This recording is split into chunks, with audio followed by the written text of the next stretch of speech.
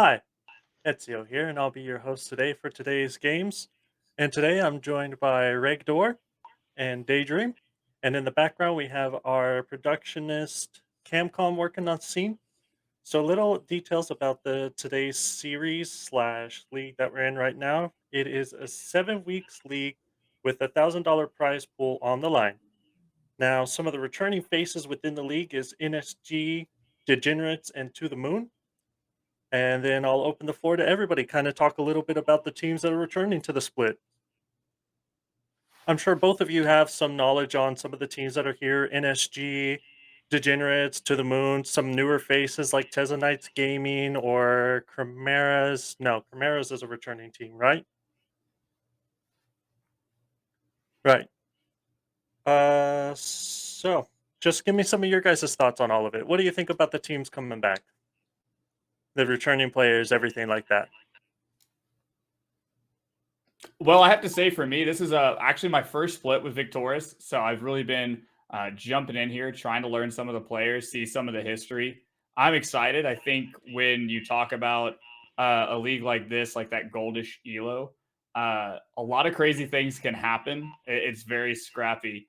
So I'm really just looking forward to the split and seeing what kind of innovations we see, growth on players, especially with, from what I saw, just a few of the returning champs playing for some teams, a lot of them moving on to higher leagues. So it seems like there's a good shakeup in the system that we've seen thus far and a chance for a new team to grab the crown. Yeah, definitely have to agree with that point. I was the play-by-play caster for the Gold League last split, so it's very lovely to see some returning faces as well as a lot of new friends to make. Please come into Banter Channel. Please have a lot of fun. I feel like Gold League has the spiciest content, the spiciest games, and I'm really excited to see what we have in store for the split. Mhm. And before I continue on to talk a little bit about champions of the split in previous seasons, you guys, at least Regdor, you said you were coming in from different leagues. So have you seen maybe some of these teams in different leagues, or maybe you too, Daydream? Have you seen them compete in other places, or is it just strictly here that you're seeing a majority of these teams? What is a little bit of your context with at least some of the familiar teams that you guys recognize? I think I can start on this one. Obviously, a lot of organizations that are sort of newer to Legends, or at least newer to Legends Gold Leagues. I know Rising Tide, they're sort of a staple in our sort of plat leagues. But I think this is at least last split they didn't have a gold team entered. We have CB Vegas. I know CB most famous for their platinum superstar team, CB Rush. Yeah, and there's obviously, the returning teams, some even from, returning like last split, like, Chimeras, Lit Club Esports, really making deep runs into playoffs. But, it's good. Like I said, new faces, old faces, some, orgs that I haven't, had the pleasure to interact with before. So it's really nice to have a big league that sort of acts as a melting pot for all these players in the scene. Yeah, and for me, I've played against a few players in this league, namely Ishan and Beepots specifically. I actually played with Beepots against Beepots. It was a wild time. He was just kind of the sub that everybody. He called himself Mister Worldwide. I broke his ankles on Gragas. I just need to say that on cast. That's why I'm a caster now, because after that, what else can I do? But a lot of the players, yeah, I've gotten some experience with a lot of new faces. I'm excited to see, especially after doing the New Year's tournament and getting to see some of the best that Victoris had to offer. It's going to be a great split. Mhm. So going into a little bit of the history of the league, it seems one of the returning teams, NSG Infinity, is coming back as a defending team. Now, what are your guys' thoughts on that? Do you think they can make a second run of it, or do you think some of the new talent that's come into the split's going to give them a run for the money this time around? Um, yeah, I can start speaking on this. I casted NSG's finals last split, a fairly dominant 3-1 over Return of the Middle Six Pain and Panic. I know I've spoken with Karma Divine, stand-up guy. He clearly knows how to run an organization to get a championship. Coming into the split with three separate gold teams, one in each group. it's, a step up. Last split, he had NSG Infinity and NSG Pearl entering the league. NSG Pearl went undefeated in their group, but had a quick 3-0 exit in playoffs to Lit Club Esports. But, with a whole extra team that comes, 5 new players, as well as, players and subs from the Natural Selection Gaming organization being sort of shuffled around the roster. I think these 3 rosters are, always rosters to watch out for just because of, the pedigree, the experience that some of these players have. But I wouldn't say that, these guys are coming in as like heavy favorites or anything, especially with, the increase in size of the league for this split. I think it would be irresponsible even to call out a favorite team or a favorite, in like a star player or anything, because there are just too many unknowns right now. Yeah, and I think that's sort of the nature when you talk about like this 3-pool, 8-team system. You might actually be the best team out there, but just the luck of the draw and the strength of schedule in each one of these groups, they could go out early, or the meta kind of changes and your star player is now off of those good picks that are no longer something you can really work around. So a lot of time, especially with the beginning of the season, as we've seen with new item changes, new champions, the balance in the meta can shift in just one patch. So it's going to be a lot about innovation and how these teams can actually adapt to those changes. All right, and then just a couple of mentions. As just going through the history of everything, I've noticed some of the teams that haven't made it back, like PvP Esports, and then there was Beer Booze and a couple of those groups. Do you think by chance we'll see any of them within the future, or is this just their last run for gold teams? I I would like to never say never as sort of a motto. I know last split we had the legendary return of Winter Booze. I know they had taken a while off, and here at Victoris Esports we do, love to have organizations, come back time and time again. But, you know, each organization has their own plans, but they know that if they ever want to come back, we'll welcome them with open arms. All right. So then going into a little bit about tonight's games, it looks like we're going against DEA versus UMB. So, what are some of your thoughts on tonight's games? Just quick overview of champ pools or what everybody's been playing a little bit. Just general guesses of how you think these drafts are going to go tonight. Because for at least on my thoughts on it so far, it looks like UMB University of, I always get this wrong, New University, Brunswick. yeah, New Brunswick. It looks like they go for more of a team fight style play, whereas DEA kind of goes for poke comps. So, kind of, what are your guys' thoughts on what they'll be running tonight?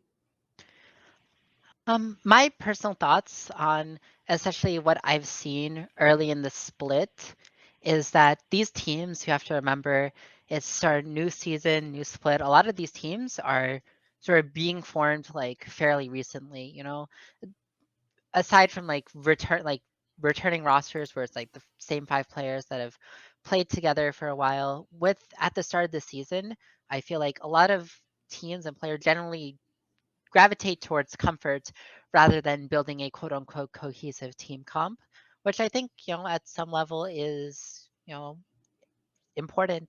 Play what you know, play what you feel comfortable with, especially, on stage. You want to be giving it your very best. I mean, looking at these players, I am only really familiar. I've casted the Pony Goat on the side of DEA, and I've casted KGB. These players were on last last split's playoff teams, Define, Ascension, Obsidian, which honestly preparing for this cast, DEA, DAO, there's Ascension in both of them. It was very confusing and it made me very sad. But I've seen, at least I can speak on those players, the Pony Goat, sort of that, standard AD carry player wants to go get some auto attacks in. As a fellow ADC main, I can empathize with the struggles of that sometimes. But I want to see these teams and these players focus on picking what they're comfortable with and playing their best game, not worrying too much about like some quote unquote comp identity. Yeah, and I think to that point, we're going to see a lot of comfort. Just looking through OP.GG's of their past 2 seasons, there is some clashing styles from either side, and some of the things that are coming into the meta, just it hasn't changed that much since season 11, in my opinion. You still have a lot of the high priority on these 80 junglers like Zen Zhao, J4, even go to the Viegos, Lee Sin. They have the hands for it. And then just kind of the hyper scaling bot lanes. It looks like both sides like to kind of play towards that style. So depending on their side selection, there's going to be a lot of a talk about what power picks they do get to have versus what they're willing to give up and how they're going to kind of play that game. I hopefully will see some volatile matchups in the mid lane, even though it didn't turn out too well in pro play yet. Things like the Akshan that have this kind of split pick where you can kind of move it around between the top and mid lane, depending. Some even choose to kind of play it in the ADC position. But comfort for the first game, see how things work out, and then hopefully have a longer conversation going between game 1 and game 2 of what kind of changes they need to make and how they kind of hone in on what is going to be the winning piece for their team. Mm-hmm. Well, right before we start up the game now, final thoughts are just who do you think's going to take it in game 1 for this series so far? Now, me just general thoughts and kind of weighing in on logic. I'm going to say University of New Brunswick. Oh my gosh, I'm gonna mess this up the entire time. Brunswick. So I would just say the university because it's a school, so they have designated days that they have to consistently practice, and then they have school backing them on everything, so they have more practice together as a team. At least just my thoughts. I'll take the contrarian position then. I'm gonna say game 1 goes to DEA because they play more solo queue. And honestly, like if you're getting that many games of solo queue in, you know something that I don't. So And then I guess I'm gonna be the Swiss here, and I'm gonna remain neutral. I think there's still a lot out there on the table that I just don't have the answers to yet. And hopefully by the end of this draft, we'll have an idea of what kind of their game plans are and be able to speak more towards who actually won and who kind of has the advantage starting off. Hmm. Okay. Well then, like I said, as we're starting to get it set up and everything for this, looking forward to a very exciting 3 games so far, and then kind of, I'm interested in seeing what the first draft is going to be. Like I said, just kind of a quick look over op.gg's. I mean, there's really a lot of directions everybody could go with this, but I'm very excited. Uh, Looking forward to the games. And welcome we're back. back. Oh, we did it at the same time. We should have talked about who was gonna speak first, but we are back. Hello. Welcome to our fancy draft screen graphics. By the way, this looks absolutely beautiful. I love like the colors. They're like really faded in. But colors and drafts overlay means that we are going to get into draft very, very soon. Now, we see UNB on the blue side. Oh, we are starting draft. Okay. So that is a Nocturne first ban from UNB. That is, classic ban against KGB. And we see a Poppy ban. Oh, these teams are banning quick. I guess that makes sense. They probably prepared for this series, right? You would think, right? I would They're hope. not wasting any time, especially with UNB taking blue side first. It definitely lays out the plan. See what they kind of think is the strongest thing in the meta and what they want to kind of go towards first. The Tristana feels a little out of place unless there's something about. It's a Pony Goat special. I've seen Pony Goat's Tristana. It has popped off. I do agree that Tristana isn't exactly in the strongest place in the meta, but with that, if you haven't played into a Tristana lane in a while and you're going to have to face down one of those, you might not be prepared for it. Understandable to ban. Yeah, and let's see what the first pick is going to B1. be. What is the first B1? Oh, it's a B1 main. Oh, we're B1ing main. Oh, we're B1ing main. Okay. This is What the is the world. response to B1 main? I would just hard pick like a volatile bot lane right here on R1, R2. R1, R2, right? You sound like Kate Lux or something, but we see the Trundle locked in. And Trundle, I guess that really shows like kind of your hand. It is a flex pick. Could be top jungle, or if you're feeling really spicy support, but we see the Diana locked in. Oh my gosh. Okay, so Diana, are we gonna get like the Diana Yasuo special? Is that what the goal is? I would hope if Kawaii can play Yasuo, I want to see Diana Yasuo. We talked about like that there weren't many like changes, between season 11 meta. This is sort of a fairly new thing though, especially on the 12.1 with the buffs, Diana Jungle has seen an insane rise in prio, and that's a Kane locked in. Oh, we are gaming here. We are verifiably gaming. Kane locked in, Jinx locked in. These picks are happening so fast. These teams are secure in their Kane locks. And honestly, I respect that level of commitment.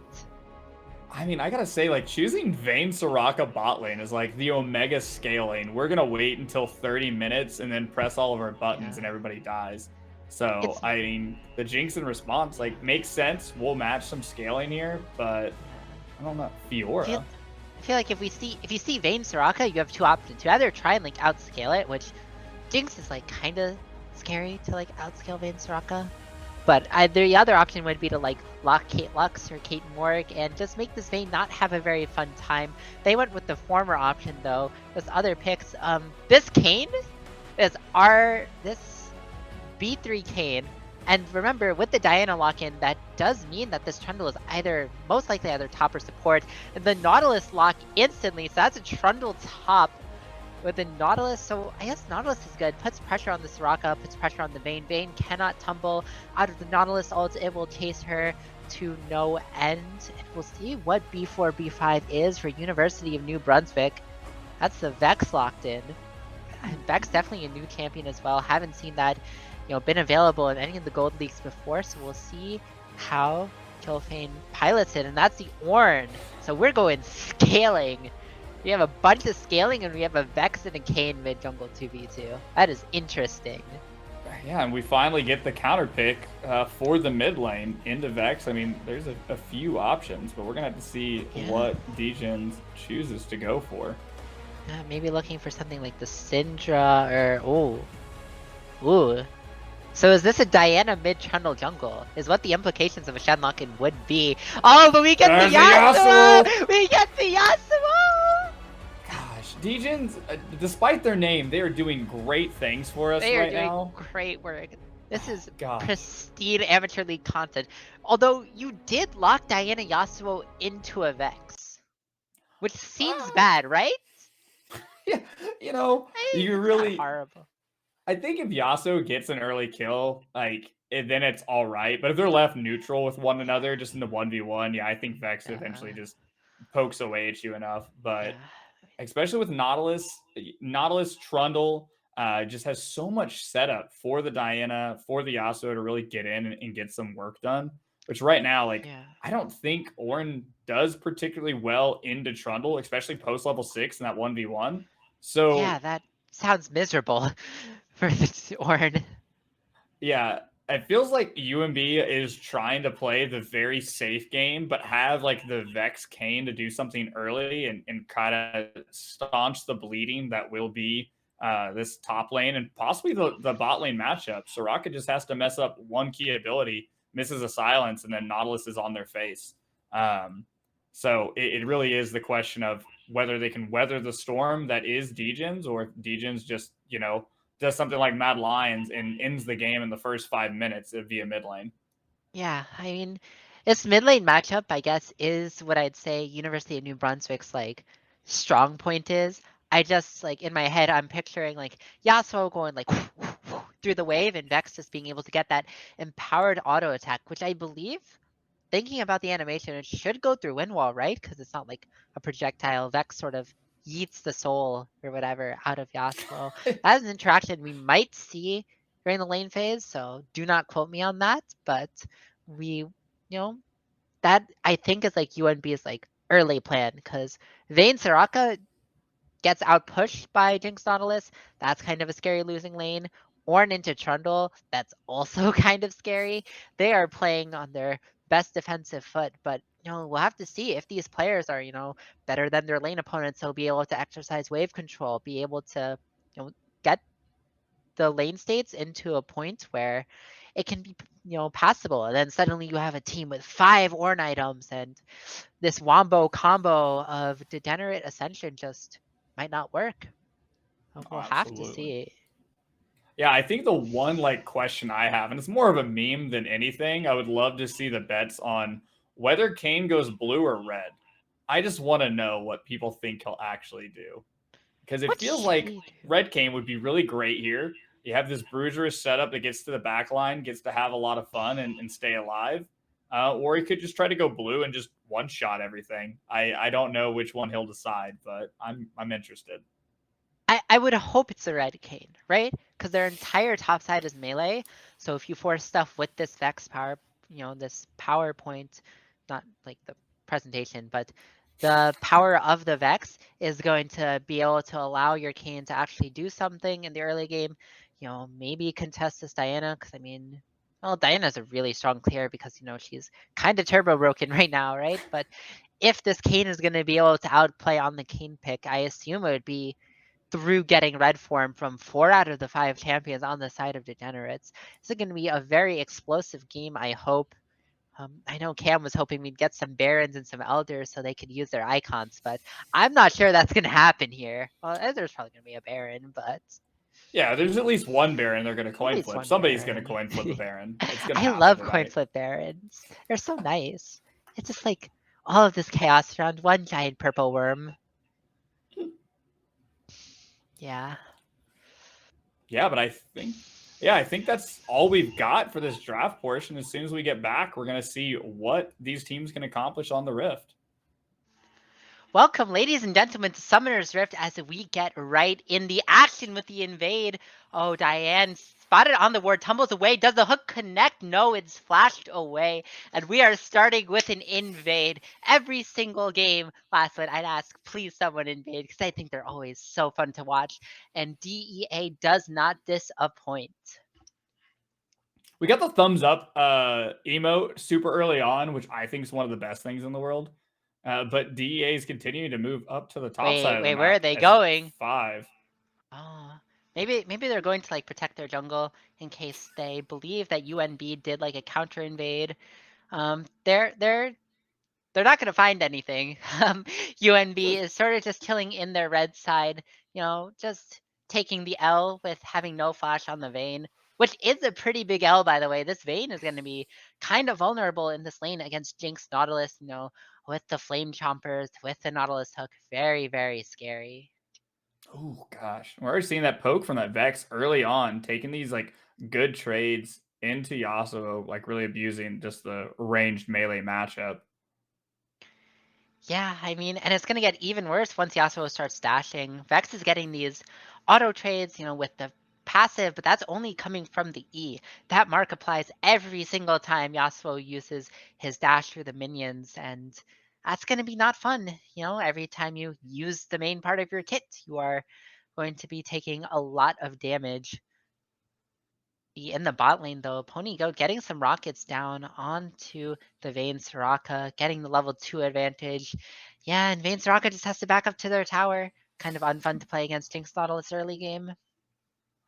Yeah, absolutely. And this is what they should be able to. Like the one of the upsides of Jinx with those mini rockets is she's just able to kind of fast push the wave whenever she wants. So she should always be able to have the push into these guys. And if I was, the side of Degens, I would definitely look towards this bot side, especially for the next 5 minutes, to get a good wave state, maybe get some kills, and look towards these early objectives. Yeah, definitely. Like these early dragons, even like, at the 8 minutes, rotating your Nautilus up to the Herald, really good way to accelerate the pace of the game.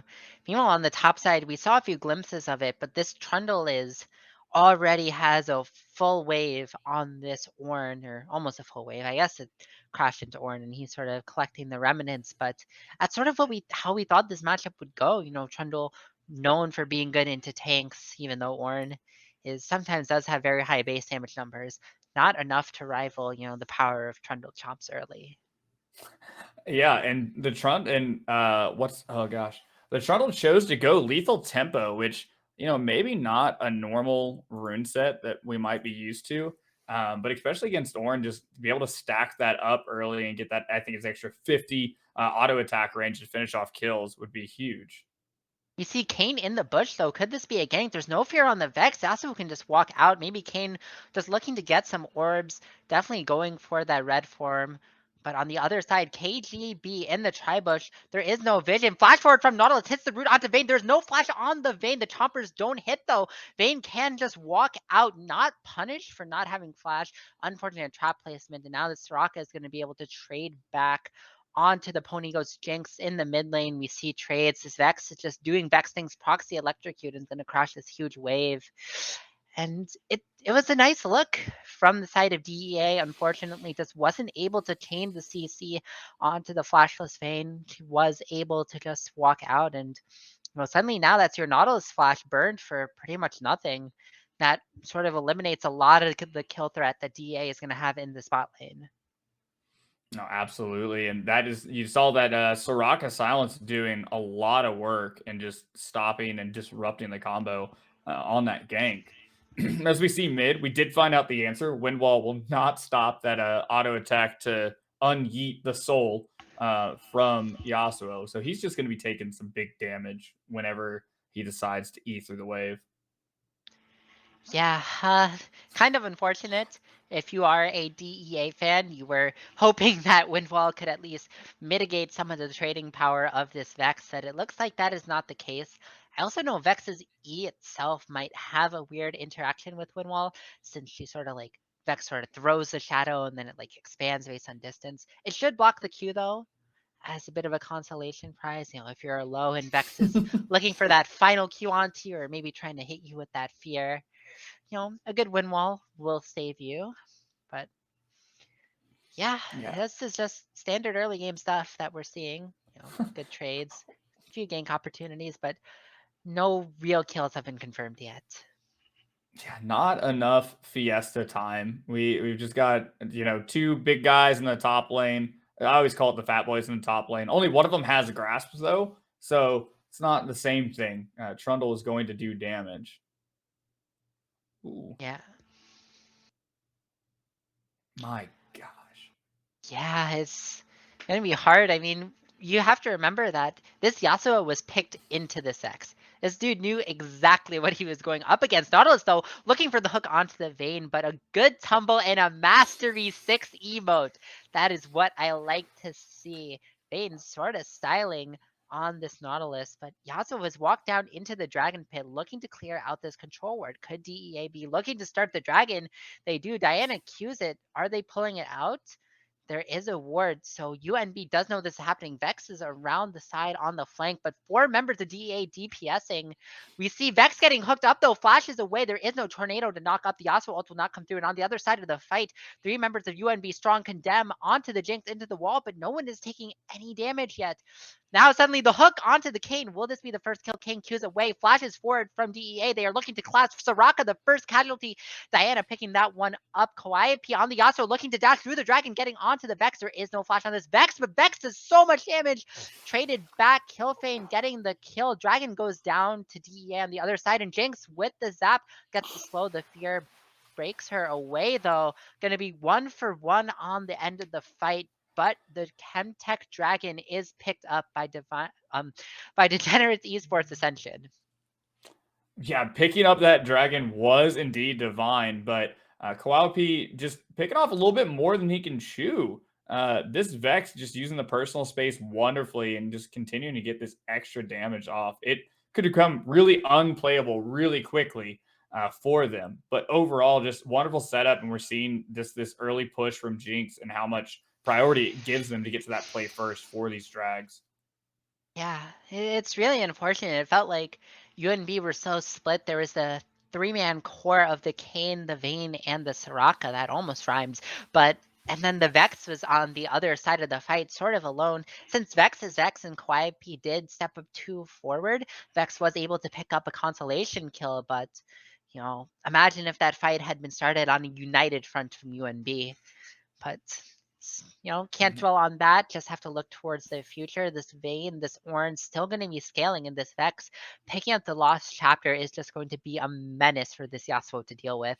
Although, Gildo going in, looking for the ult, the flash away from the Diana ulti. KGB does not get the pull back on to the Ornn. The Nautilus ult coming down on Soraka. Hook comes through. Is she going to be trapped? No. Another trap going wide. Heal from Soraka. Will she be able to walk out the super mega death rocket? The Pony Goat getting the 2v2 kill onto this Soraka.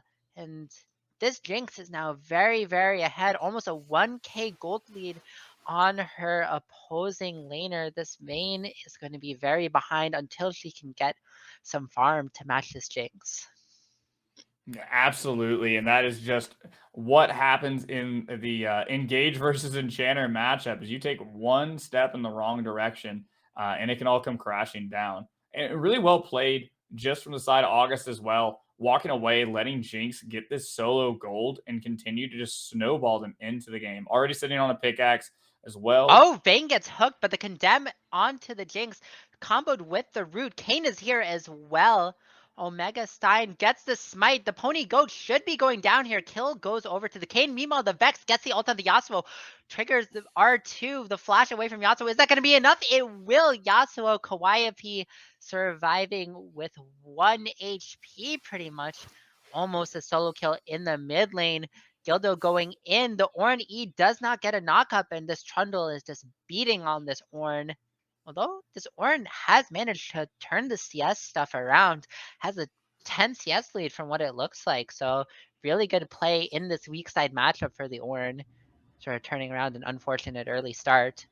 Trade continues though, but Ornn, Monkey Flop just has to keep eating out. Yeah, Monkey Flop just, continues to play this like a champ, saying, hey, I'm going to scale into the game. And if you're the side of Degenerates, you're the one who's on a timer. Eventually the bomb's going to blow up in your face of this Ornn, Vayne, Soraka are just going to continue to get bigger and bigger. And if you're saying that, then, you're the one who's got to make some plays, especially around this mid lane. If this Vex is able to continue to scale and just do whatever she wants, and it's going to be bad because then she has priority. She has that tempo to make moves around the map and start disrupting, especially the bot side. And that could just make your whole day bad as Degens. So this Yasuo Diana combo has to come online soon and start making something proactive to generate some gold lead and kind of get moving. Because right now, about 1k gold up, but that's kind of negligible in just one team fight. I would say a silver lining for the side of DEA is that you see the Pony Goat currently has a Kraken Slayer. And also KGB has the Proto Belt. They are the only, well, besides the Vex who has her crown, but they are 2 members of the side of DEA that have their mythic items already. And DEA needs to use these pressure points of this Kraken Slayer Jinx, this Proto Belt Diana, to start making those plays that you're talking about. Maybe set up a dive bot lane. I mean, Vayne Soraka isn't. Yeah, I mean, they aren't horrible in defending dives. Good condemn and good silence can really do work, but we see the ultimate coming down. The depth charge gets the knock up. The traps just aren't going to be in range, so Vayne is able to tumble out, and suddenly that is one of your big cooldowns being used without getting anything from it. In the mid lane, though, Gildo forces the flash from Vex. That is a very important summoner spell, especially as Vex is one of the main power points for, the side of UNB in this early game. Hextech Drake started up by the side of DEA. Will it be stolen? No. Smite goes down. KGB picks up Drake number 2 for the side of Degenerates. And the Pony Goat walking forward, getting these rockets down. There's so much damage. That is heal, flash, Soraka ult. The Super Mecha Death Rocket goes wide though. And Kayn is here. Omega Stein, what can he do? It looks like they will decline the fight. Jinx does have no mana, but they recognize that KGB, having just taken the dragon, can still be there to react to the play. And textbook just priority in the top side, allowing Gildo to come down, trying to make that play mid, burns the flash on the Vex, and then is just there to kind of cover this second drag. So Degen's doing a great job of just the macro play and getting these early objectives so that they're not on the back foot. We see Omega Stein going in, using the Shadow Step to go through the wall. The first target is the Nautilus. DEG August might go down. The ult goes down onto the Pony Goat's Jinx. Kayn having to run away. Jinx doing so much damage. Gets the trade kill onto Livewell Soraka, but will go down. That is a double kill for Diane on the Vayne. That is what you want to see on the side of UNB. Getting gold onto this Vayne. Getting gold onto these late game carries.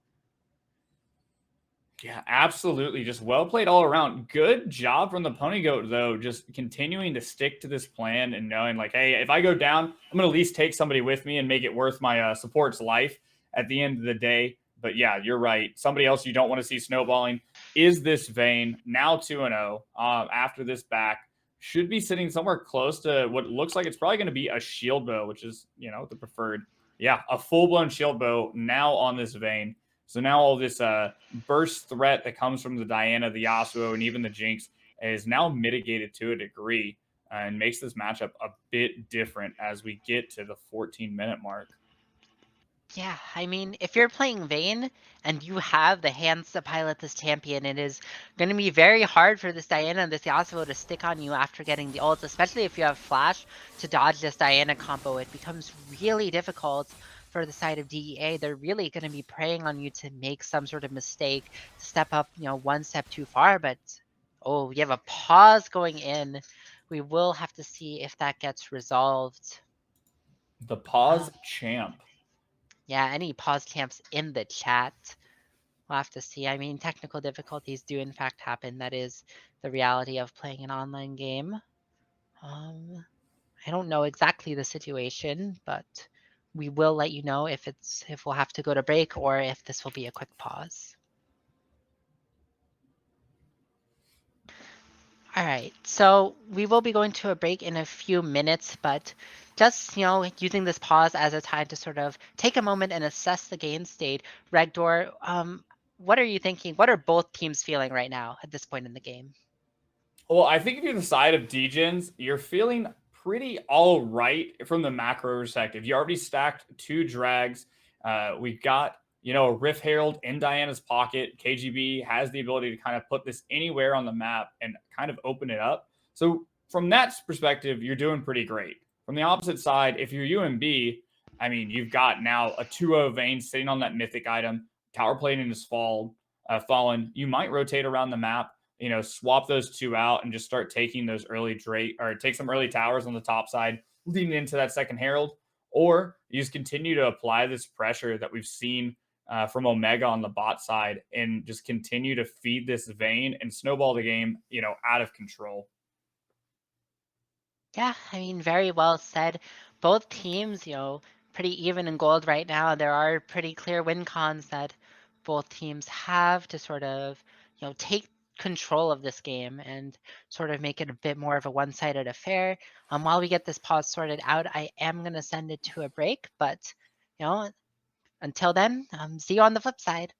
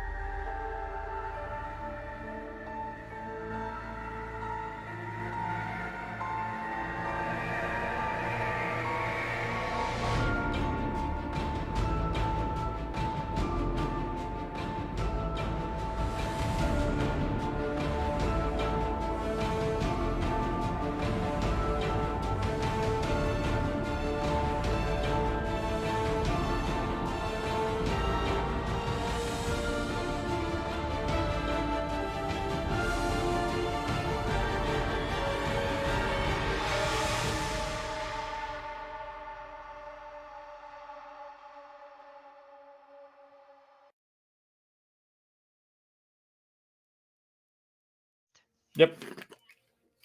Welcome back to Summoner's Rift. I am glad that was such a short break.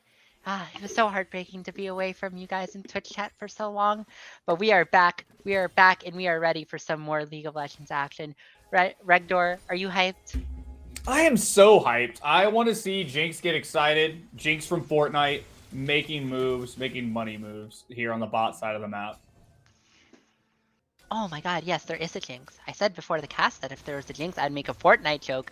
But we see the Nautilus hook going wide. The Rift Herald being dropped from DEA. Looks like they are ready to pull the trigger and make a play. On the top side, Gildo going in for the pillar. There's no Ornn E this time. The Ornn ult comes down. The Awu Ornn Horn going in. The knockup onto this Trundle. Kayn is here, though it is a 2v1. Trundle flashing away, Ornn flashing forward. Trundle looks like he's going to be able to get out. And on the other side, KGB gets the Diana ult. The Soraka ult helps this Soraka survive. The Rift Herald charging in. It looks like DEA might be able to get the inner turret even, and the depth charge onto the Vayne. The hook too. Will this Vayne go down through the shield bow? The first kill goes over to the Pony Goat. Will not be a second kill answered, but that is 2 turrets for the side of DEA, and the play on the top side onto Hajime no Gildo was stopped. Good flash away, and that is just really proactive from the side of DEA, sort of accelerating this gold lead to almost 3K now. Yeah, absolutely. Just a wonderful heads-up play, and great job from Gildo on the top side of the map, where he started getting pressured as they try to make this play. He's able to just get out and nullify any of the gains that they would find on the top side. So now you're 2K gold down. Jinx has picked up another kill along the way. Your Vayne is not going to be in the best of place with 1 minute until this Mountain Drake spawns, which means we will have a Mountain Soul. And Vayne doesn't have flash, doesn't have heal. Shield bow might be back up in time for the next fight. So now what is your main DPS option for these team fight is not online, which just puts Degenerates in such a good position to be on soul point here. Oh, Vex takes the hook. The counter of the Shattered Queen will go down and blown up. Killfane gets absolutely exploded by the side of DEA. Suddenly, that is the mid turret that's going to go down as well, and DEA have absolutely blown this game open. The Pony Goat just walking at the Soraka. Live Well is no longer living well. He is dead. That is another kill. The 4th kill this game for the Pony Goat on this Jinx. Pony Goat is indeed cracked at Fortnite. Now 4-2. Super excited.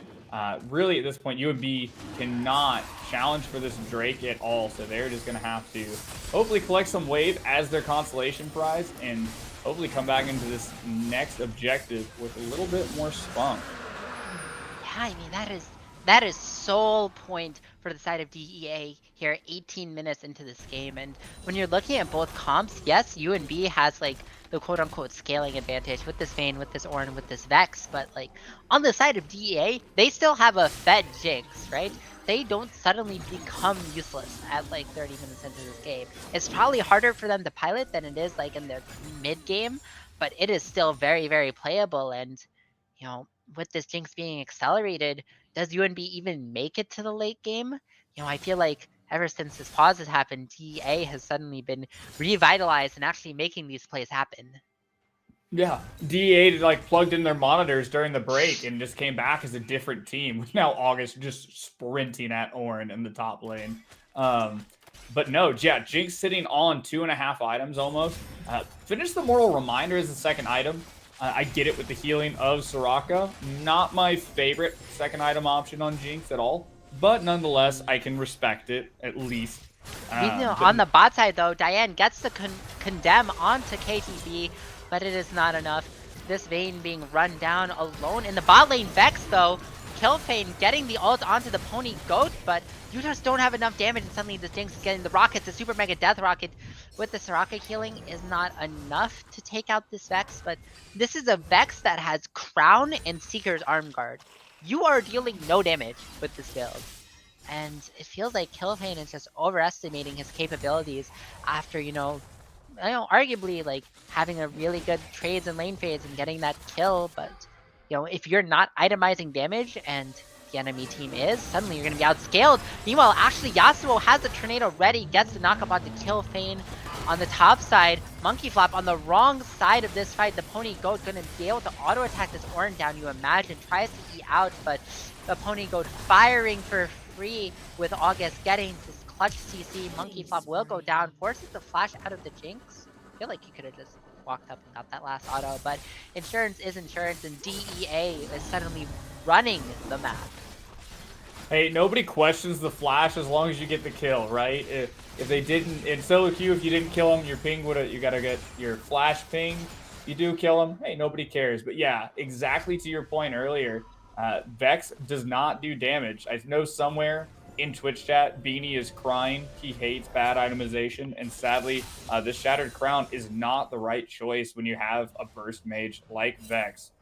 Ludens, just that early magic pen plus the natural proc from Ludens is just too good to pass up.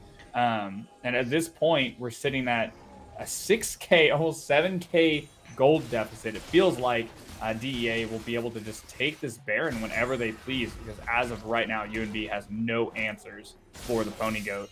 Yeah, I mean, going Mortal Reminder second on Jinx is kind of a question mark play, but if you are this far ahead, I do not think it matters. Just never being punished, if you're able to make the plays with it, like, who am I to tell you what the build, right? And the Pony Goat is currently gaming, just picking up this free gold, just doing Jinx things. Imagine in a team fight, you have a 2.5 item Jinx to this 1.5 items Vayne. Like, you're going to be getting so much more value, especially, on the reset. If someone gets picked, with all the control that DA has, it's been pretty easy for, this Diana, this Yasuo to get these angles, picking up the Vex, Vex was just trying to chill, walk into his Raptors bush, but apparently that's illegal now. Yeah, existing on the map is illegal. It's like the meme where it's like you try to farm, you go to grade screen. You try to walk up, you go to grade screen. You try to ward river, you go to grade screen. It's just how it feels with this Nautilus and everybody else just walking around the map. It is just a murder ball waiting to happen as we get prepared for this sole point for the side of Degenerates in 45 seconds with firm control of the river as of now.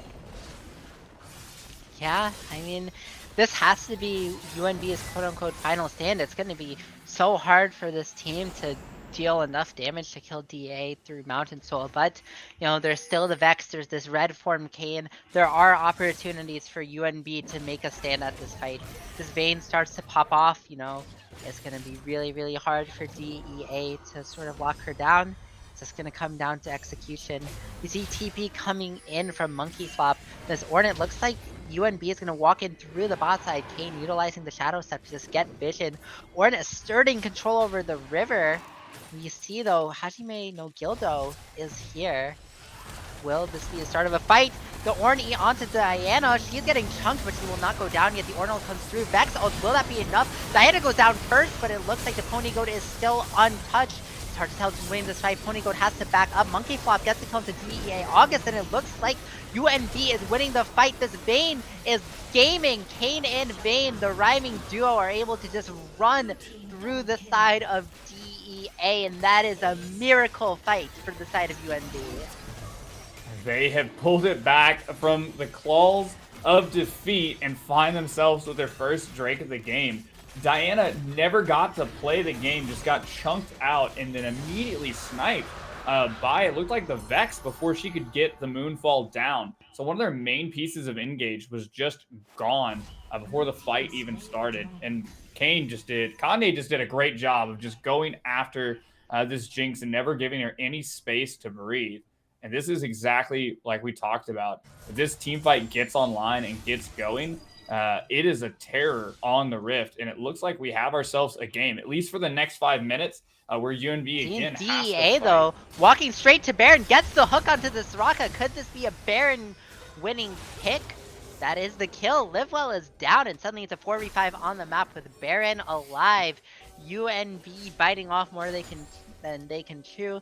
The Soraka just walking in a place where she shouldn't have, and suddenly, Jinx is going to be able to DPS this Baron. Let's see what UNB's response is. Do they give? It looks like they want to contest into the 4v5. We'll see if this Ornn, this Vex, this Vayne, this Kayn can do something, make a miracle 4v5 fight. The Ornn is stopped. Vayne popping the final hour. The Nautilus depth charge forces her out of the fight, though. And suddenly, Monkey Flop goes down before the Ornn R2 can hit.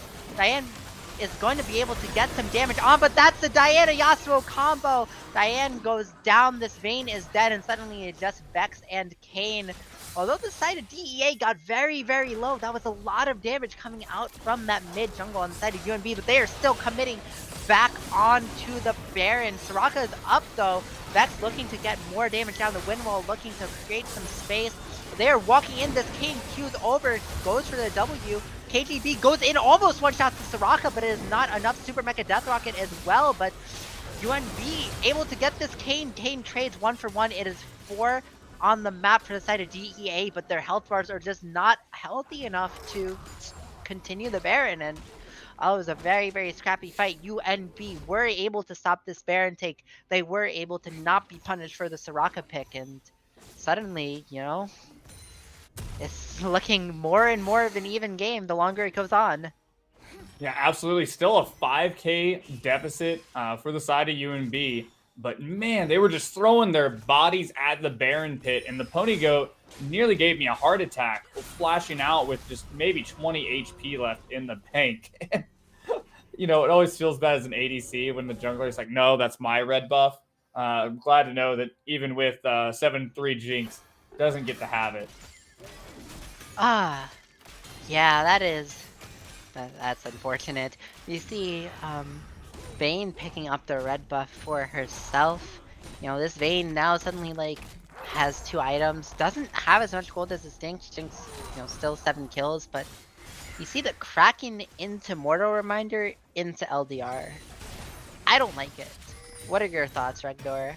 I absolutely hate it. I feel like LDR into like Runeans it would be all right, or LDR and PD just to give you that special waltz to have a little bit more mobility in these fights to kind of dance around. But basically a Zeal item into LDR I think is still the best, or even rushing LDR second when you know you have this Ornn plus the red form Kayn would have been a better call. I think there's better users like with that Bramble or another Mortal Reminder. Yeah, I mean, it's unfortunate, and on these fights are getting close enough that like these mistakes in itemization are gonna cost them. You know, at that dragon fight, say that Jinx had more attack speed. She had a period of time where she was free firing. She just could not get enough damage onto the side of UNB, and you have to consider like, you know, Shopkeeper isn't everything, but if it's this close, you know, losing to Shopkeeper could mean losing your Nexus eventually. We'll have to see. Teams fighting for control of this bonsai flash hook go on to this Vayne, and the depth charge is there. The Yasuo is there. That is a pick. Vex on the other side, though, looking to take out the Pony Goat. Both ADCs are dead in the site as a 4v4, but the side of KGB actually picks up Live Well, but this Vex is just gaming. Is it going to be enough? Vex getting a triple kill, and Kayn is going to be able to clean it up, and that is the fight actually for UNB. I'm gonna be real, I thought it was doomed when this Vayne died, but this Vex putting in work, only having the Crown of the Shattered Queen and the Sonya's Hourglass, but apparently that is just enough damage to tear through these fights. That was disgusting. Oh my gosh, Killfame definitely living up to the first part of that name with just killing this entire team. Just got all the time in the world to get these resets off, going golden for that short time period to get the next personal space off, and that shield doing so much work to keep her for alive as long as possible. And again, we just see UNB just clawing back from what looks like this unwinnable team fight. Now picking up the second Drake. Oh. Ooh. Ooh. That was an ooh moment. That was 192 health on that Drake. That is... Oh, that's a nail biter right there. Yeah, I mean, the thing is, like, if your ADC is dying at the start of a fight, that's usually a lost fight. Oh, we see the Vex ult onto the Pony Goat. Could this be the solo for the Vex? Look at the damage! Jake survives with 1 health. The Locket Shield stops the auto attack. Killfane shouldn't be punished for that, but if you're the Pony Goat, you are terrified. If I am this Jinx and that happens to me, I am shaken. I am shaken for the rest of this game. Yeah, that is that's saying you're no longer safe anywhere within that 700 cast unit range. Oh my gosh. Yeah. I'll tell you, fights are just being like this Vex and this Kayn, their strengths are that they have a lot of AoE damage, right? Kayn doing Kayn things, queuing through 5 people and healing them, getting a giant AoE knockup, combined with this Vex who has pretty much AoE on like most of her abilities. If these fights keep happening, these tight quarters like the one where DEA forced, you know, it will be good for UNB, but we see the Baron being started by DEA. UNB, I think they had an inkling. They should see this, and you see the turn. Baron goes down already, though. UNB was too slow. We see Yasuo ult onto 2. Will the Vex go down? Soraka's the first one to go down. Jinx now has the resets, and that is Vex and Kane down. DEA pulling the trigger first. They're able to get the Baron, they're able to get the team fight, and they are going to look to commit some property damage onto the base of UNB. And unluckily, they only have one wave in position, so they're only going to be able to push through this mid tier 3 and probably the inhib as well, but I don't think they have enough time to actually go for the end. I think they can go for it. This Jinx is getting resets. It looks like DEA looking to end this game. Can this Vayne and this Ornn pull off a miracle fight? We see the hook get stopped by the Trundle Pillar. Bit of anti-synergy there. The Yasuo windmill stop the R2 of the Ornn. That's going to be the first turret down. The Pony Goat is getting soloed by the turrets. This Jinx is dead, but Diane Ring get guys to Trundle on the other side, and that looks like that's the end attempt gone. The Pony Goat losing the 1v1 to the turret. Absolutely catastrophic for DEA, getting a little too excited there on this Jinx pick.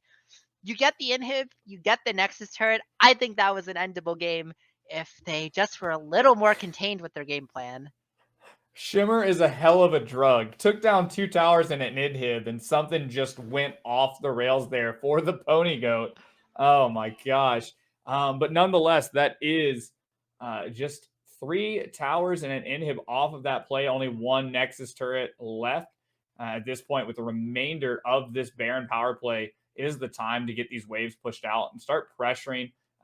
Hopefully, the top side of the map with 2 minutes until Soul Point once again for DGens and UNB still sitting on 2, but stacking 2 Mountain Drakes in a row. A third one would be phenomenal for the sheer tankiness that has been Kilfane's Vex. Yeah, I mean, UNB, they're gonna, get these super waves through the mid lane. Probably just gonna be given to the Vayne. Have her just keep auto attacking to get some more gold onto this carry. But I mean, that Baron fight was a really good look by DEA, and I don't want to diminish the good play that they made because they sort of missed the timing on the end. But UNB just has to not get complacent. I feel like that resulted out of UNB saying like, oh yeah, we can come, we can contest this later. They weren't as diligent with their vision. They weren't as diligent with their setup, and they need to know they are on death's door right now. One lost fight, and this Jinx is going to run down and end the game. And they still are down a Baron. This Jinx is going to be seeding for this bottom lane inhibitor, and UNB should try and make something happen. Yeah, absolutely. This is the upside of being the one we see. with Okay. Oh my God! All right, the Miss Zhonya's. We see the hook onto the Vex. TP coming in from Ornn on the flank. Will they be able to one-shot this Vex now with no Zhonya's, no flash as well? Killfane goes down. That is 1 kill. The Pony Goat still untouched on the fight, but will it be enough? Diana and getting knocked up. And that is another kill. That's 2 carries. This looks like it could just be the game. Triple kill for Yasuo. Could we see a penta kill for the Yasuo? Quadra kill. It's just Livewell on the Soraka left. Will they be able to get this penta for this Yasuo? He's hitting the him. Get the penta. No, what are you doing? Only a quadra kill. Kawaii. If I'm this Yasuo, I am running straight at the Soraka. I would have straight at that Soraka. Phenomenal game by DGens. That is a little bit of a DGen move to just keep on hitting the inhib. I would have flash, ghosted. I would have done Ignite. everything for that pentakill. Oh, but nonetheless, a phenomenal game 1 out of this series. I think DGen really finding their rhythm there right after that first Herald play. From there on, they've had a really firm grasp of the game outside of those 1 or 2 fights. But signs of life out of UMB, I think with a little bit more early game pressure out of the bot side, they could have a lot more to work with. And we could have ourselves a 3-game series tonight. Yeah, I mean, good job by DGens, especially on that last play to sort of identify these windows, identify when UNB is stepping up. They need to clean it up though. Don't think KGB, if you're watching this, don't think I missed that Sonya's. Because I saw it, stream saw it. We need to clean this up, guys. And I think both teams sort of just overextending a little. Looking at that damage charts, the Pony Goat dealing a bunch of damage for the side of UNB, and Killfane on the Vex really putting in the work for UNB. Able to get that a lot of these combos, a lot of this damage, a lot of these one team fights solely through this Vex. I think this Vex pick, if you are the side of Degenerate Ascension, maybe that's something you ban. Even though you won the game, even though you beat it, you guys are struggling against it. Maybe that's something you consider banning. On the No, side of absolutely. UNB, like, um, I I I didn't hate it. Like, this draft wasn't bad, but I'd rather just see sort of stuff be cleaned up. But it was a really good game one, really exciting game one. Regdor, do you have any closing thoughts before you send it to break? The only thing left is don't counterpick yourself in the mid lane. Ban out the Vex. Maybe don't counterpick yourself in a silly matchup. And like you said, just continue to clean up some of these execution pieces, and we should have a great series. Welcome back, gamers. We are already into draft for Game 2. University of New Brunswick electing to stay on the blue side. So, mad respect sticking to your guns, saying that, yeah, we're going to run this back. It wasn't side select. We can outdraft you. We'll take it back Game 2 and the eventual Game 3. But with the instant respect ban for the Jinx, the Pony Goat was popping off on that, even though he did build Mortal Reminder into LDR, it was enough to secure the W for the side of Degenerate Ascension. We still see the same bans coming out from DEA, the Poppy, the Akshan. I'm going to assume that stays the same. Maybe we see the Vex R3 ban. Yeah, I feel like you have to ban Vex on R3 because they're just going to be one. I don't want to say it almost like 1v9 won the game, but it was like a 2v8, like between her and Kane, just doing so much work. Yeah, and that is no more Vex. DEA not wanting to deal with that again. We'll see what Killfane has in store for us for this game. But Monkey Flop, locking in the Vayne. Oh god, they're doing it again. They're B1ing Vayne again.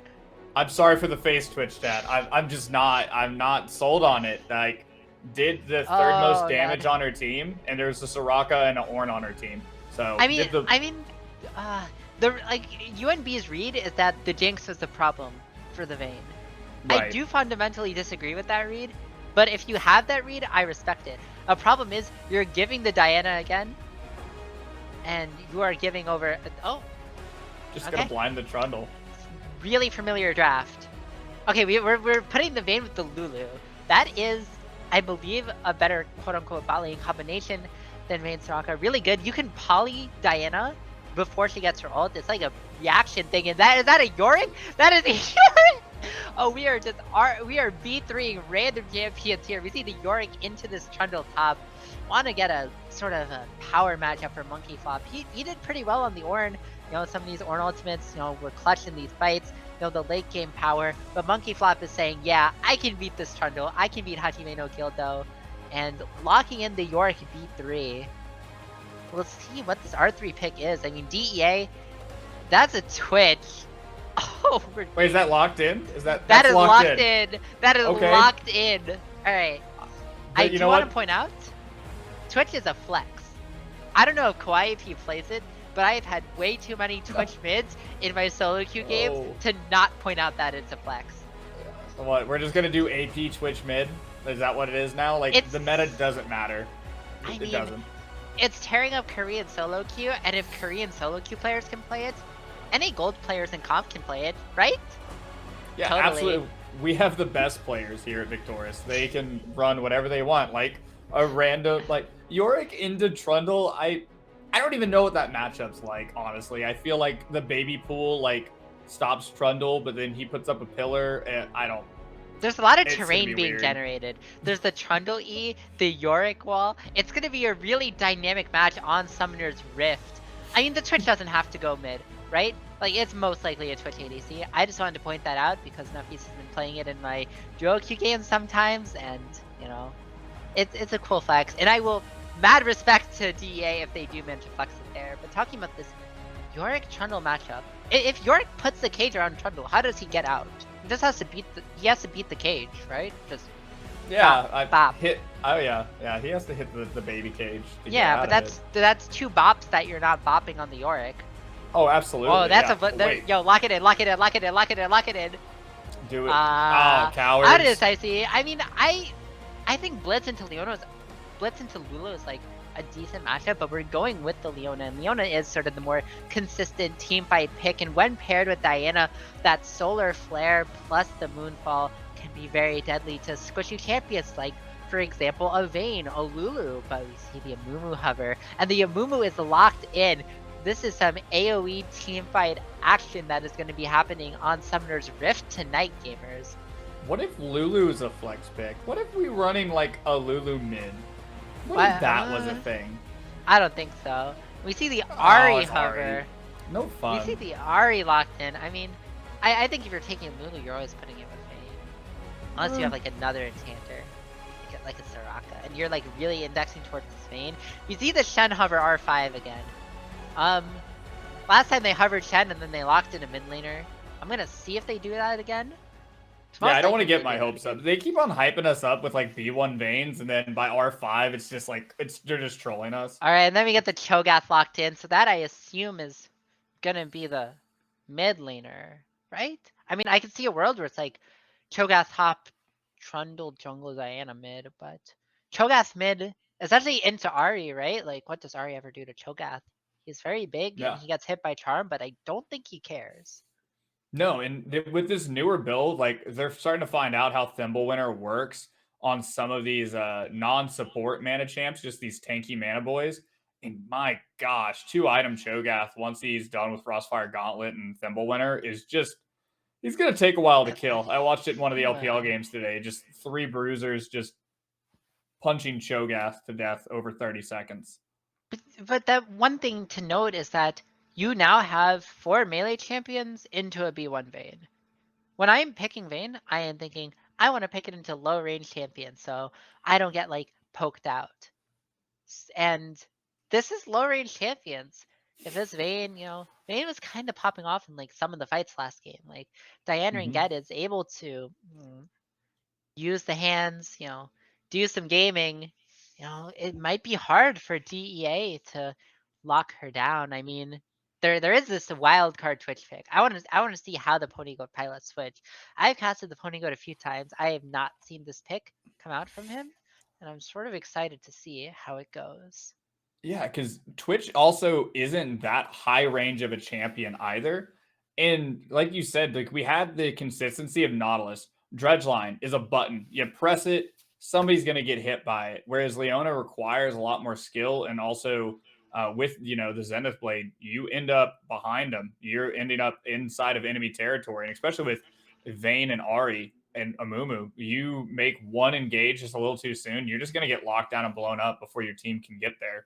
So we're lacking a lot of damage unless Cho'Gath chooses to go full AP. But then he's not going to be that tanky of a boy in the first place. So it seems very uncharacteristic. I feel like Djinn could have just indexed very similarly to game 1 and just turn around and choose a little bit different of a bot lane. Maybe like you talked about before, the Caitlyn Lux or somebody else that has that higher attack range. Maybe an Aphelios. To just abuse this Vayne in the laning phase and just put her behind to where it takes, like they saw, like to Soul Point before she was really online. So uncharacteristic from the side of Djinn's based off of game 1. UNB looks better. I think they've got some more. So it's anybody's game right now. Yeah, I mean, unconventional picks coming out, a little more unconventional than I thought we would have tonight, but I am all for it.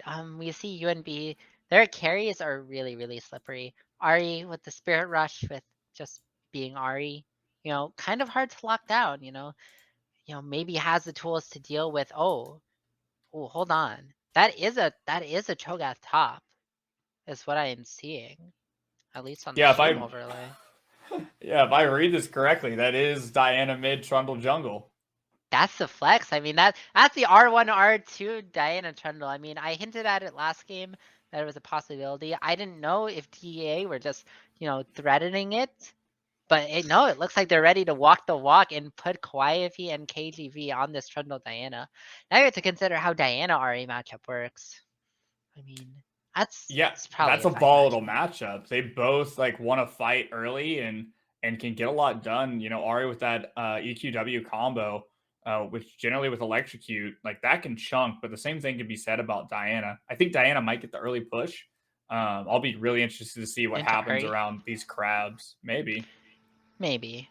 And then how the top lane matchup, this Yorick is not going to be able to baby cage. Well, it's not a baby cage if you're caging a giant void monster, but Cho'Gath now suddenly a tank matchup into this Yorick instead of the Bruiser matchup we thought would happen. So going to be really interesting to see how that one plays out. This Yorick could be a big threat in the split push, but the only way to know for sure is to see it play out on Summoner's Rift. So we are going to send it to a quick break, but we will see you guys on the flip side. Welcome, Summoners, from near and from far. We gather today on this great Summoner's Rift to watch Game 2 of UNB versus DEA. And are they invading again? Yes! Thank you, DEA. We're going to see some content. This time, going for the red side, invade on the top lane, looking to maybe get a kill onto Monkey Flop's Yorick. We'll see they're walking through lane. Are they going to take the good angle, going around the wall into the bush? But they're not going to find anyone yet. Monkey Flop chilling by the blue buff. We'll see how DEA reacts to this. I mean, they won't exactly have vision. Walking forward now. Oh, surprise! There's no one. We'll see if they're going to be spotted out by Monkey Flop. I don't think they're going to commit a Flash Leona Q because I don't think it's in range, but they get the ward down. On the other side, I would have liked UNB seeing this invade, have this Vayne walk over and get a matching ward on the blue buff, but they're chilling, having a nice time hanging out by the red buff, telling campfire stories and such, and another invade, no kills, but I respect the look. I respect the look. Yeah, after game 1, Diane was too scared to even go down to the dry brush. Just threw a yellow trinket there and said, this is good enough. We're going to stay away.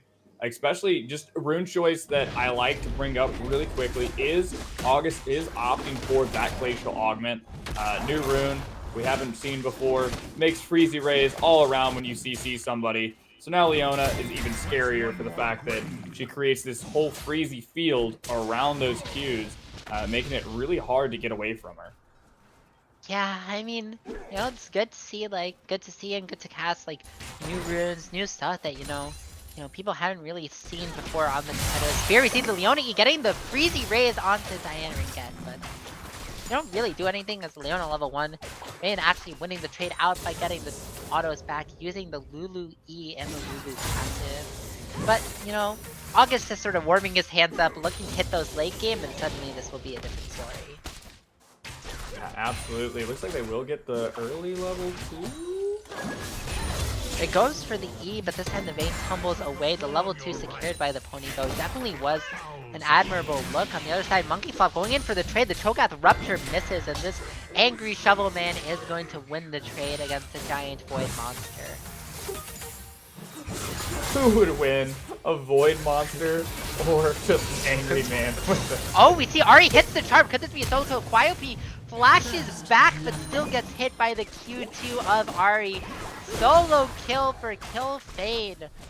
Killfade pops off in game 1, and it looks like he is looking to make a lasting impression on our viewers, making some plays onto Quiope's Diana. But KGB here with the Trundle. There's no flash. The pillar is here. The teleport from Quiope means that he is ready for the Lunar Rush. The charm is through. Will it be enough? Yes, the chomp. No Lunar Rush needed. KGB gets the kill. And I might have caster cursed him. I formally apologize for that one. Oh, and the Xenoplate's so close. August is looking for these angles, and I like the Happy Bee from Diane. That's one of my more favorite emotes to happen. That's Diane really good on the emote game, last series with the Mastery 6 on this Vayne, this time with the Happy Bee. You love to see this technology being utilized, but KGB sitting in this river bush. I think the read is that they might want to protect against the gank because it looks like he's just recalling, maybe just to protect the Pony Goat and August against any shenanigans that might be coming out from this Mumu. Yeah, Mumu is somebody we haven't seen in a while. Oh, Vayne going for the trade. The Pony Goat enters stealth, but Vayne very happy getting that 3 auto trade. That is sort of the trade pattern you want to do with Vayne. You proc your passive, and if you don't think you're going to proc it again, you just leave. Yeah, I'm able to get that. That is not fun and does not feel good until the Pony Goat gets some items on him, which not really talked about as much as a really, really good scaling ADC.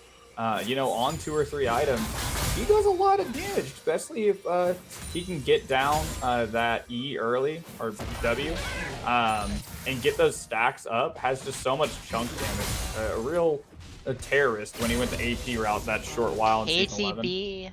KGB in the river bush. Killfane, does he know? Diana going in, gets a Lunar Rush. KGB pops a Frozen Domain, but Amumu is here. The bandage toss, one misses. He will have another one in a few seconds, but it looks like the play is dead. Both junglers looking to turn this volatile mid lane matchup to their favor, but at the end of the day, stuff doesn't hit. You know, what can you do? Yeah, that is volatile is the best statement to say the least. Kawaii just not happy about the solo bolo. Wants to get one back in their pocket. I mean, it's understandable. You know, you want as a Diana to be able to get ahead, to be able to blow up the squishy members on the side of UND. But you know, you're playing a melee inter-range matchup. Like, this is hard. I feel like, again, like another... Ooh, Spirit Rush. No charm gonna hit, but he's going for it. Gets the Electrocute proc and the Ignite. I don't think it's gonna be enough. It's gonna be very close.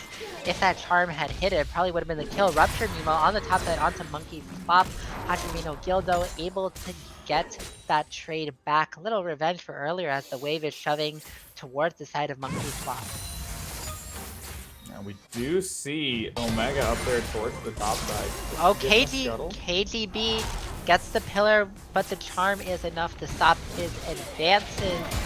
And there's just so much pressure from this Trundle being created, but at some point, like, these past few ganks, these past few plays haven't really been panning out for him as well as the earlier one did. But he is going to start up this dragon. You know, Drake 1 again, most likely going over to DEA as the side of UND does not seem like they are ready to respond.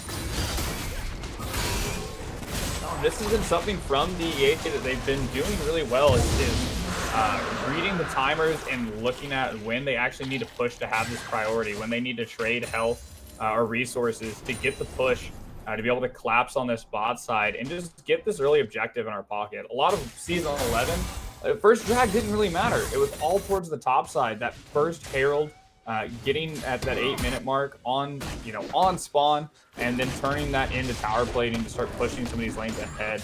But as we're kind of entering into this like hyper carry style meta, we're seeing a lot more returns to like the kind of standard routes where we're starting to stack drags early, get the timers moving ahead for us, and kind of just scale into the game. Meanwhile, the fight in the bot side though, KGB with the Frozen Domain looking to get the pillar, forces the flash from the Vayne to condemn. Flash forward from KGB gets the chomp slow, but it's not going to be enough. The expunge going down onto Diana and Dead. Actually, I think they've seen the name to contaminate, I believe. Remember, they reworked it, but we see Kawaii P gets charmed up, gets the ulti onto Killfane, but it's not going to be enough to kill. And suddenly Diana has no mana. These Ahri auto attacks, these Ahri Spirit Rush, flash forward again. No! It's not enough damage! Oh! The overconfident stepped back thinking he had already gotten the solo bolo, but impatience breeds failure, and unfortunately Killfane failed to get the solo kill there. That's a real Pepe hands moment, when you think that you have it, but then you don't. When your legs don't work like they used to, it feels bad. But this mid lane matchup is quickly becoming unplayable for the side. Oh, Hajime no Gildo getting a really good trade. There is no feast available. The Rupture not going to connect as well. Monkey Flop just has to walk away. Hajime, though, looking for another Rupture, gets sidesteps. Amumu is here, Omega side looking to get it, but the solo kill for Hajime no Gildo with a sidestep! There's no mana on this Cho'Gath, and he flashes away. He looks like he should be out. Another bandage toss coming, but KGB is here. KGB pops the pillar, a bit of anti-synergy there. The Rupture going to miss the ultimate pop, but the flash from Omega side should be enough to get him out. That man was a smooth criminal with the solo bolo on Monkey Flip. I just love that we're getting to see all these 1v1s in lane. Yeah, I mean, these players confident in their abilities, and rightfully so. I mean, we're seeing a lot of action, a lot of good lane play, and we'll see if that action sort of stays throughout the rest of the game. These lane matchups have been phenomenal. It's actually the bot side has kind of been a snooze fest. Just kind of choosing to kind of farm it out with just the perfect amount of play and counterplay to these engages. Something that Lulu's really known for is just having that peel and sort of disengaged synergy. That's not something Leona likes to play against. Yeah, I definitely agree. I mean, they and Twitch are menaces in their own right in the late game, and it looks like both bot lanes are content with, saying that, yeah, I'll play you then. We don't need to do stuff now, but what is happening now is KGB has the angle on the monkey flop. I can't imagine a world where he gets, I believe, feasted by Hachime no Gildo, and that's really good. This Cho'Gath is going to become a very, very tanky member. It will be exclusively the Zane that is going to have to be able to deal with this Cho'Gath. Ahri, not known for her tank killing ability. Yes, she has damage amp and true damage on her Q too, but she's more of a skirmishy charm someone. But the KGB starting the Rift Herald gets spotted out by Killfane and Omega Sign and gives over the kill. And assumingly the Rift Herald was on the bot side. The Ponygo looks to burst live well. That's going to be one kill. Diane Ringgit pops the final hour, but it's going to be too little too late. That is going to be a 2v2 kill for the side of DEA. Woo! Now that is pod racing right there. Yeah, we just saw KGB get absolutely bursted to like 100-0 by this Ahri, who is still just sitting on a lost chapter and those sword shoes, not even on the mythic item yet. More than likely, we've seen a little bit of variance here where she can go the Everfrost route or choose just to go to that Luton and have that full pin and really just look for one-shot somebody with a one-rotation combo like this Twitch. Omega Sign sitting in the bot river bush, looking maybe to see if Quiet goes for the overextension. Monkey Flop, meanwhile, in the top lane, doing Yorick things. Although Hachime no Gildo eats the maiden out, losing your wife to a giant void monster, but the trade starts. Hachime no Gildo does have a bit of an item advantage. Has the Bramble Vest, has the Tab Eyes, and forces the flash of Monkey Flop. Yeah, Monkey Flop can't be taking these trades too much more. Definitely on the backside of this, most of the time we've seen Yorick as kind of a split push menace who just can push down towers with the Maiden and his creep lane, all of his children, the whole family unit kind of coming along. But if he's already down 2-0 and continues to not be able to really step up and farm, it's going to be a different story. He's not going to have that kind of impact as we roll into the mid game to be side lane pressure. Yeah, 100%. It's kind of one of those situations where DEA is like, they're generally being the more proactive team, but they are slipping up. Ponygo with the insane sidestep, but the Lulu ult into the knockup should be curtains for the Ponygo. Might go down to the ignite. He does, but he does trade Killfane over. That was really good play by the Ponygoat, That level 9 Ahri dashing on you, there's only so much you can do, but he did everything he could, and it was enough to get the trade kill.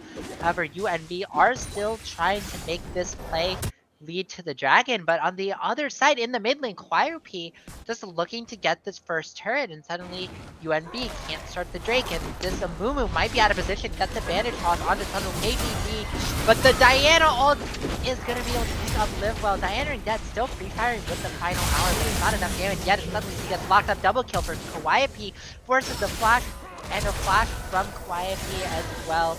3 kills for the side of DEA. UNB is making plays, but DEA just seems to be a step ahead right now. Yeah, absolutely. From the bot lane play all the way through to this dragon, it just turns out net positive to the side of DEA. Wonderful individual outplay there in the 3v2 on the bot side, being able to trade kills. And then just KGB just finding that right angle to create enough separation to get in on the Amumu early. QuireP was behind for a lot of this early game, but now has this nice little CS lead as well as the tower plating picked up. So with that Rocket Belt online, we really start to see some of this pin stacking up and his Moonfall start really doing some serious damage to the carries of UNB. Oh, we see the charm from Killfane again. Look at this damage on the trade. QuireP protobelts forward, maybe looking for an angle, but realizes that, if Ahri has that Spirit Rush, it can just be dodged away.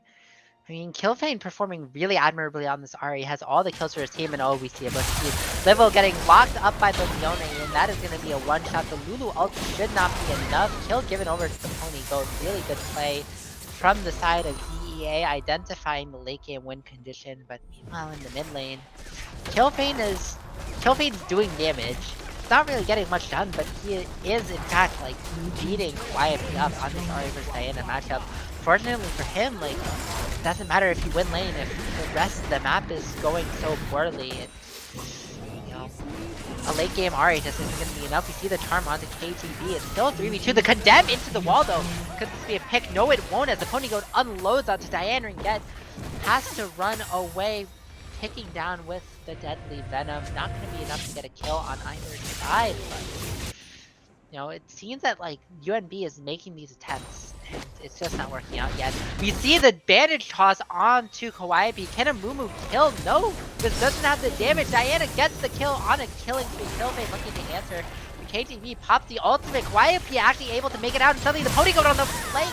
Killfane goes down, and Monkey Flop is in a 1v4 scenario, looking maybe to trade onto Kawaii. Kawaii just standing there, knows that he's in no real danger, and a double kill for the Ponygoat. I have been on this so long, but I am so sorry. You're doing phenomenal things, Dream. You are literally the voice of a nation for us. No, but DEA has just been so proactive, and sadly for the side of Omega on this Amumu has very little, has 1 kill participation out of 3 and out of 15 for the total game. So just hasn't really been on the map the same way that KGB has been rolling this team forward, there for a lot of the mid lane and top lane plays, and at this point has this commanding lead where we see basically all of the side of DEA now. Both are carries sitting on a mythic plus tier 2 boots. Gosh, the Ponygoat just bought like so many things. He is working on what looks to be a Runans as a second item. Very good choice in this matchup, getting that AoE damage out, so when the Contaminate comes through, even more damage is chunked out. But man, this is a huge uphill climb for UNB. Now sitting 7k gold behind. We don't even have the 3rd Drake on the Rift yet, which will take them to Soul Point. If you are UNB, you have to really... Kawaii going in, dodges the charm, dodges the Diana ultimate, and on the other side, I mean, Omega side and Livewell were looking for the flank, but they are outnumbered and outpaced. Livewell going down again. Just the unfortunate support with no mobility. Like, if these plays aren't working out, Livewell just ends up being the easiest target for the side of DEA. Teleport to the bot lane from Monkey Flop. Maybe thought that he might have been getting engaged on, but DEA is happy taking the Rift Herald, as Yorick probably is going to try and posture to get this bot turret, since most of the members of DEA seem to be topside. Kawaii going down to answer that play. York's trying to make the cross-map play, but it's going to get shut down rather quickly. Invested the TP for it, so now that is not there. In the mid lane, the camera unfortunately got panned down, but the Ponygoat, what he did was he stepped into stealth right outside the range of Killfane, and had KGB walk up with the Frozen Domain, Killfane, I assume, thought he wasn't in as much danger as he ended up being. KGB maybe looking for Monkey Flop. I don't think they have like the numbers and the damage to get this, you know, get the burst onto the Yorick though. But Killfane not really respecting the possibility of the Twitch engage. Diana Ringet in the Vayne versus Cho'Gath 1v1. You know, Cho'Gath does take a lot of damage from Vayne Silver Bolts, but you know, still really enjoys to eat squishy AD carries. So definitely really need to work on the spacing. We see the Rift Turtle being dropped for the bot tower. So there already are 4 members for the side of UNB. Oh, August gets the flash too low. That was, I mean, it didn't hit the center, but that was a cool enough prediction that I'm going to say well played for that one. Diana Ringet going down, and suddenly this top lane will be opened up. On the other side though, it is technically 3-4. KTB gets the dragon before Omega side can go in. The blue ultimate doesn't go onto the Ponygoat. Killfane trades onto Kawaii, but it's still a 1-for-1. And with a numbers disadvantage, you're getting the top inner. DEA is just very, very happy to take this. And this is the beautiful part of what tempo looks like in a game. DEA is so far ahead, they can play for 2 objectives at once. And if you're UNB, you have to commit to one or the other. So it's a net loss either way, as we saw there. An unfortunate steal, or attempted steal, from the side of Omega. I mean, big on him for trying. But we just have some alcove gaming right now. We see the fight going in. The Ponygoat looking to get the pick onto Monkey Flop. Monkey Flop, the angry Shovel Man, looking to finish off the rat, but the Pony Goat able to step away, and KTB on a rampage. I mean, the objective bounty was claimed. That's a bit of a consolation prize, but 4-17, 3 dragons for the side of DEA, and it's not looking good for UNB. Like, last game, you know, had a little more hope, but all of your golds for the side of UNB is onto this Ahri, and I don't, like, this is why I don't really like the Ahri pick. You know, Killfane definitely, like, the star standout player for the side of UNB last game, and on a champion like Ahri, you just have a lot less agency to sort of, like, 1v9 a game. You know, even if you're getting this gold, even if you're solo killing this Diana, like, it matters a lot less. Like, if you have all this gold and you're like a Vex or a Cinder or another AP mage that does things, you know, it might be a different story, but it's looking kind of grim for UNB right now. Oh, absolutely. The synergy between like the mid jungle with at a point where Killfane was basically just 1v1 winning his lane. Needed really the Amumu to come in there and just kind of nail the put the nails in the coffin. We see the engage coming down. The rupture goes through. The solar flare is flashed. Killfane walking forward, tries to get the charm. Looks like no full commit to a fight is gonna happen. KTB takes the blast one over the wall. It looks like it's gonna be onto Monkey Flop. The Shirellia is from Livewell to save her Yorick. Yeah, and it's gonna be no kill. I really respect the look, you know, blast coning over the wall from KTB, trying to make something happen, and they're still exercising full control of the blue side jungle. Killfane gets the charm onto Hajime no Gildo, but not gonna really do much to this giant void monster.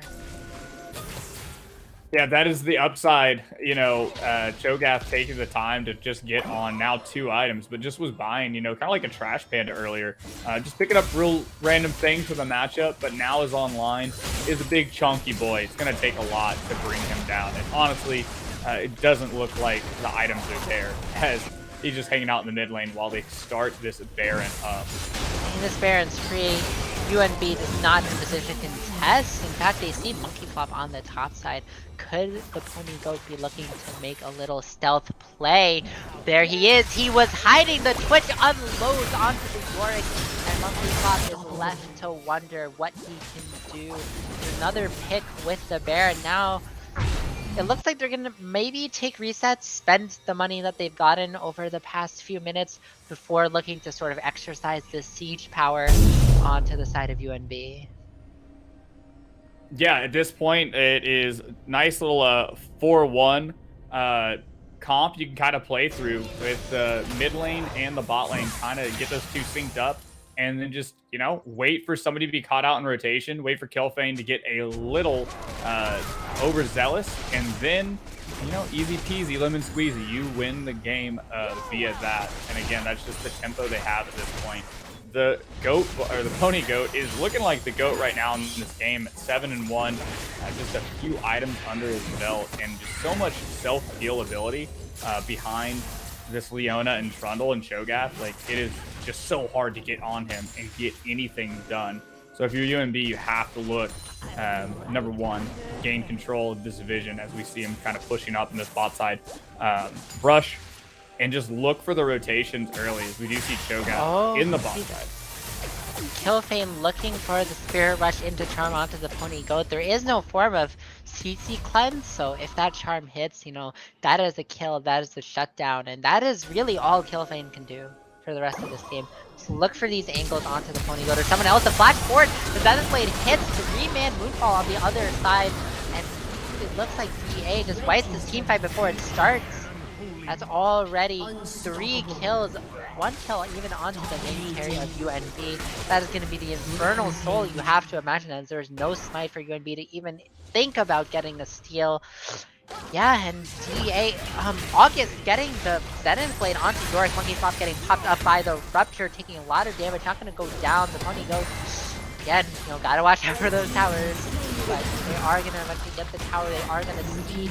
Now they have the Infernal Soul, the amount of damage they can pump out in these fights is going to be insane. The Pony Goat looking maybe to pick up the hand ring dead. The Rupture does not hit, but is that going to be enough damage with the Deadly Venom? It does not look like it, especially with the Lulu Shield, but the Zenith Blade pops onto this Vayne, and Vayne is knocked up. Two-man rupture by the Cho'Gath. Doesn't go down. Flash forward from Cho finishes it off, but the Ahri was created by Killfane on the other side. Spirit Rush, we see the Amumu gets the two-man ulti. Will the pony go down? Flashes back, hiding. Does go down. Killfane and Omega Sign again looking to turn around these fights. KTB, last remaining member in this fight as Calliope is in the bot lane, but can they even kill this bundle? They're getting kind of low. They're taking minion damage. Trundle not going to be able to walk forward, but that is sort of a best case scenario situation for the side of UNB. Absolutely, their backs up against the wall. They found the best fight that they could. Finally, this Amumu pick coming online and making its way to the back line and just wrecking the Pony Goat's day. And we have to continue to see that. That's what him and Ahri kind of have to do at this point, is one of the two have to find these unique creative angles and just get away from all the big chunky boys and just kill the rat. You kill the rat, you can most likely win the game. But again, this is a tall hill to climb. Still almost 11 gold, 10k gold under for the side of UMB. And the next objective on the map, should be the Baron come up here shortly. Yeah, we see. Actually, this Vayne might be stepping too far forward. Twitch was hiding. Twitch gets charmed, though. There's not going to be any follow-up. Killfane recognizes that he's getting flanked, and look at Calliope with the Moonfall, blowing up the Diana, blowing up the Lulu. KTV pops the Subjugate onto the Amumu. He is going to be a very, very squishy mummy, dominating for KTV in the fight.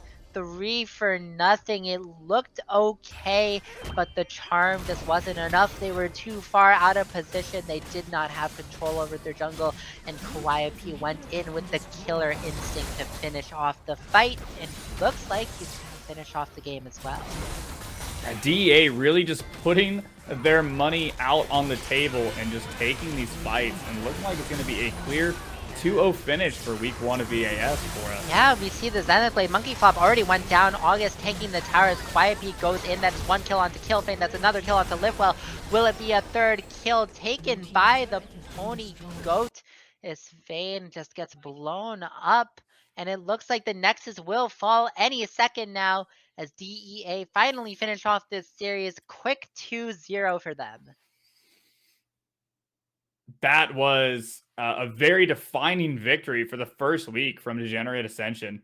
Just have to say, some unique drafts. We're really seeing the flex of the Pony Goat as well as KGB, each in their own right, having these huge carry performances between game 1 and game 2.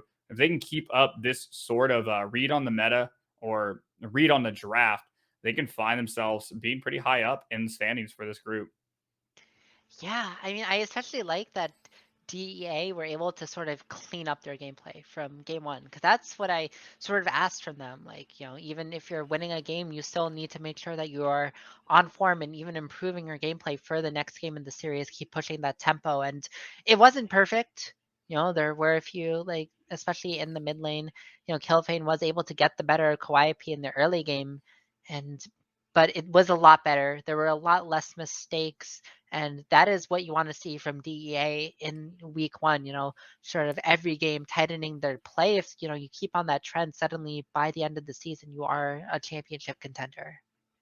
Yeah, and to the side of UMB, while it was an 0-2 series for them, still, like, we saw standout performance from Killfane doing so many great things in the early game. Wasn't sadly able to translate it over. And the same thing from this bot lane.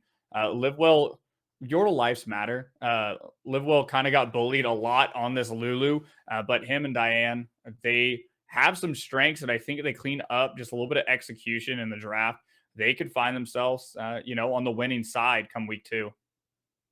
Yeah, I mean, I want to reiterate standout performance from Killfane on the side of UNB Esports. It's unfortunate, but again, it is like, it's week 1. There's so many more weeks in the season. There's so much time to get ready for playoffs, and even when behind, they were making good looks, good plays, and they had some that you could see sparks of proactivity from them, and that's just something that throughout the season they're going to have to develop if they want to contend for the title. Do you have any closing thoughts, Regdor, for the series? Only closing thought is trash bin is my new favorite phrase in Chunky Boys. We're gonna hear that going forward. Oh Lord. But no, Okay. GGA. You made a Zoomer joke before the stream started, so like this is boomer humor that we're gonna get from here on out. Look, that even rhymed. Yeah, I mean, if you have nothing else, Hector, it's been a pleasure to cast with you tonight. Thank you to Ezio for hosting, and of course, thank you to Camcom. They are the best producer that I have. So, that's it for tonight. We're gonna throw it off to the end screen, and we will see you guys next week.